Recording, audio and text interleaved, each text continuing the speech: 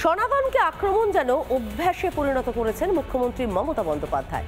বিধানসভায় দাঁড়িয়ে মহাকুম্ভকে কুৎসিত আক্রমণ মমতা বন্দ্যোপাধ্যায়। মহাকুম্ভকে মৃত্যুকূপের সঙ্গে তুলনা বাংলার মুখ্যমন্ত্রীর। মমতাকে পাল্টা হুঁশিয়ারি বিরোধী দলনেতার। মহাকুম্ভ আমি নাইবা বললাম, ওটা এখন মৃত্যু কুম্ভ হয়ে গেছে, মৃত্যু কূপের মতো। প্ল্যানিং না করে এত হাইট তুলে এত লোকের মৃত্যু বললেন ৩০ জন, কথাটা কি সঠিক? আপনি বলেছেন কুম্ভ মেলা ধর্ম করার জন্য নয়, টাকা রোজগার করার জন্য করা হয়েছে। এত বড় অপরাধ ক্ষমার অযোগ্য। আপনার এই মন্তব্যের খেসারত আপনাকে দিতে হবে। মহাকুম্ভের অপমান নেহি সহেগি হিন্দুস্তান। বিধানসভায় দাঁড়িয়ে মমতা বন্দ্যোপাধ্যায়ের মুখে হিন্দু জিগির। নিজেকে ব্রাহ্মণের মেয়ে বলে জাহির করতে দেখা গেল রাজ্যের মুখ্যমন্ত্রীকে। হঠাৎ মমতার মুখে এই হিন্দু সনাতনের জিগিরকে কটাক্ষ বিরোধীদের। হিন্দু ভোট হাতছাড়া হওয়ার ভয়েই কি মমতার এই ভুল বদল? যিনি হিন্দু ধর্মের কথা বলছেন, আমিও কিন্তু ব্রাহ্মণ পরিবারের মেয়ে। আপনাকে আজকে বলছি, আমার বাবা একজন স্বাধীনতা সংগ্রামী ছিলেন,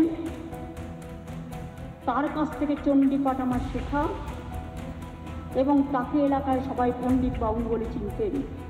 উনি আজকে আতঙ্কিত। কি বিষয়ে আতঙ্কিত?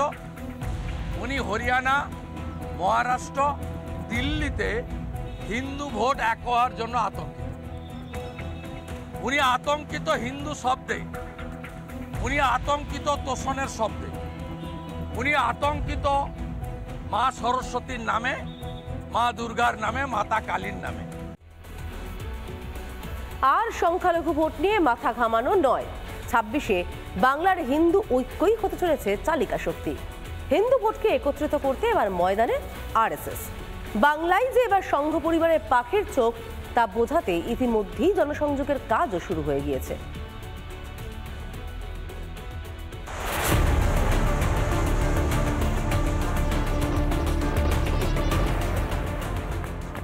এই ছবিগুলি দিল্লি ও মহারাষ্ট্রের বিজেপির সাফল্যের।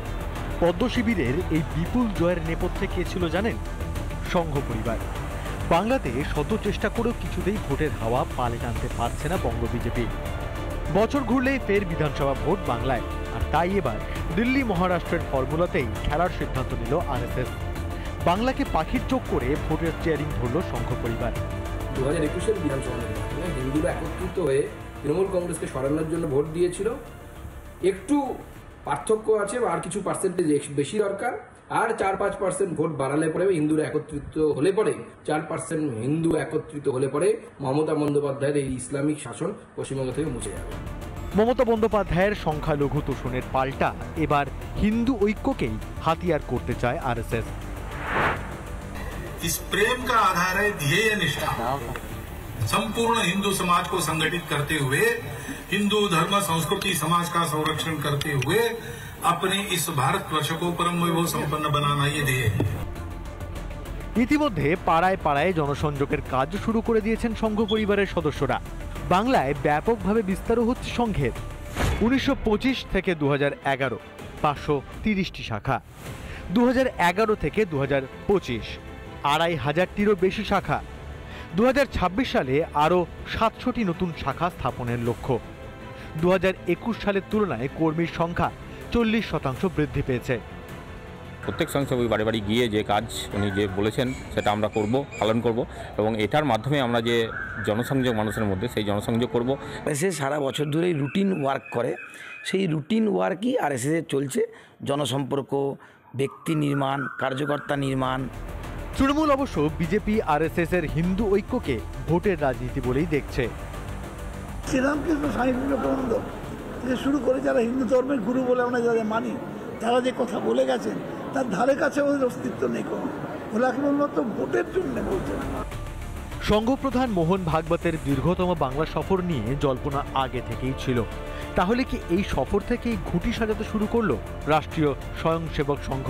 হাতে থাকে সামান্য সংখ্যালঘু ভোট নিয়ে আর মাথায় ঘামাচ্ছে না সংঘ পরিবার। হিন্দু ঐক্য খেলাই ঘুরাবে 2026-এ? রিপাবলিক বাংলা। নানা ধরনের কন্টেন্ট দেখার জন্য লাইক করুন, শেয়ার করুন আমাদের ফেসবুক পেজ, সাবস্ক্রাইব করুন আমাদের ইউটিউব চ্যানেল। পাশাপাশি অন্যান্য ব্রেকিং নিউজের জন্য অবশ্যই চোখ রাখুন রিপাবলিক বাংলায়।